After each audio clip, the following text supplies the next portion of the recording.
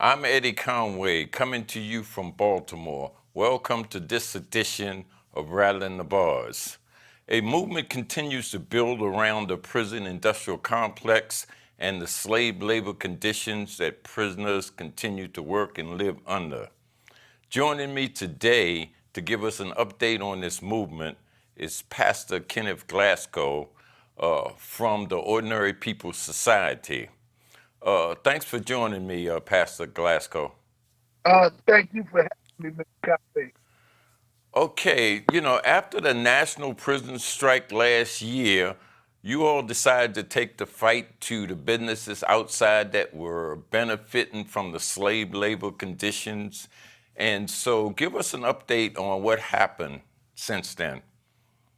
What we did was after the prison strike with 24 different states, 40 to 50 different prisons, we turned around and I came and joined the march with my brother, Reverend Al Sharpton, in Washington to end slavery. And what that was we declared a boycott against Aramark. Aramark has been serving over 32 different states, prison systems in 32 different states. There's been all kind of reports from Virginia. There's rocks in the food from North Carolina, from Detroit. There's maggots in the food. Even here in Alabama, we can't get a picture of it because they won't allow cameras inside the kitchens.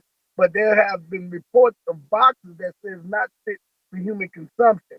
What has happened since then is you got Color of Change, you got different organizations that's joined on board, but more especially MIT joined on board. And last Thursday, they had a rally, a protest against Aramark and asking their college and the administration of the college to end their contract with Aramark in their college and their school. We are trying to build it up to where we will not only be boycotting Aramark, but we'll also be looking at Horizon, who is one of the biggest medical providers in prisons as well across this country. Give me an idea of what kind of success have those students at MIT had. I interviewed them last week, I believe it, or 2 weeks ago, and they had several hundred signatures on petitions. I understand they had a rally recently. What happened with that? Well, what happened with the rally is that they were very successful. Even some of the staff, from my understanding, joined in with them and said that if the students don't want it, then we're with our students. They got a lot of attention up there, and a lot of people joined on board with them that's going to be joining on board with us. As a matter of fact, I got a phone call for the last few days that I also be going to Chicago now to talk to the nurses union. The nurses union, and all this is behind the attention that was brought by those in MIT. Okay. All right. So where will this go? You're saying it goes maybe to the nursing unit and to look at the medical provider or something? Is that where this is going? Yes, sir. So we're going to be boycotting Aramark, and more students and colleges are joining all across the country. What I didn't know is that the Aramark also provides food for the hospital. So the nurses are joining on board, not only for Horizon, who will be boycotting next, but also for Aramark, who's providing food inside the hospitals as well. We have a lot of people joining on board, a lot of different organizations.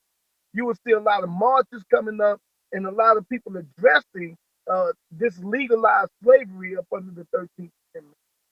Okay, you were telling me a little earlier that you just had to refight a battle that you won some time ago in Alabama. Can you tell me a little bit about that? Yes, sir. So in 2008, I filed a lawsuit against the 1901 Moral Turpitude Act, that's Section 8, paragraph 177 in the Alabama 1901 Constitution. And I fought it for 107 years. Alabama had been taking people's voting rights unconstitutionally. They've been taking them voting rights for anybody and everybody who had a felony. Well, according to the Moral Turpitude Act, if you had a felony that did not, NOT, did not involve moral turpitude, that's hurt, harm, danger, suffering to someone else, you should have never lost your voting rights. The only definition that was out there was from a previous, a late attorney general called Pryor, Mr. Pryor, who said possession of drugs is not moral turpitude, felony DUI, doing business without a license, or aiding and abetting the inmate escape is not a crime of moral turpitude. So they should never have lost their voting rights. So I started going to different prisons and registering people to vote out of prisons and jail. We turned around and became the model city or model country or model organization to get people to vote by absentee ballot out of jail.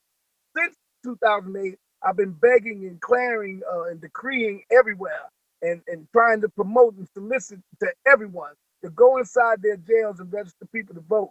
This started happening all across the country last year, last couple of years and all. But something tremendous just happened in Alabama. We had a bill, a bipartisan bill, to define moral turpitude.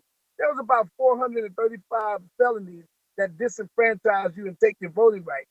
It was never a clear definition of what crimes were of moral turpitude and what crimes were not.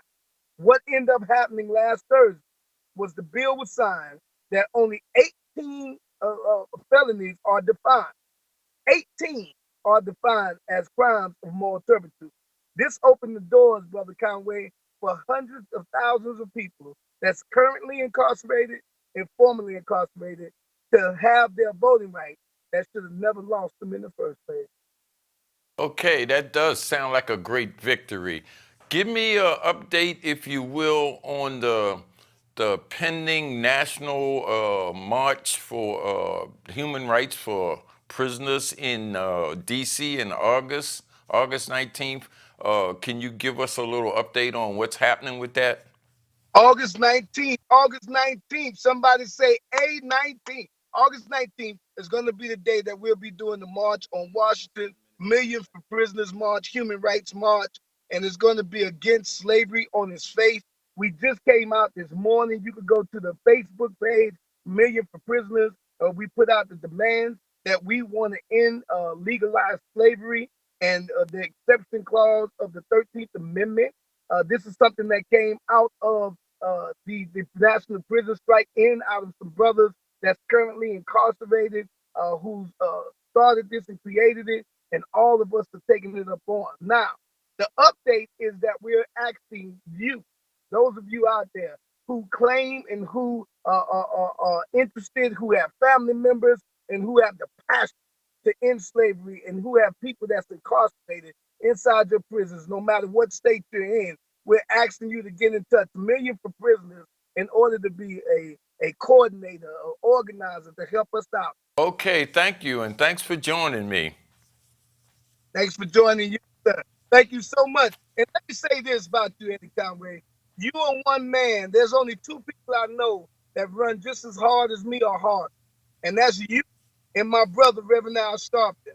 Now I'm trying to figure out what's the fountain of youth or whatever y'all got to keep y'all going as y'all is. Because I can't go as much as y'all do. Y'all be here in four cities and states all day. It takes that long to drive. So y'all got to hit me to what y'all doing to get all that. You're doing a great job. You're doing a great job. Thank you. God bless. All right. And thank you for joining this episode of Rattling the Bars.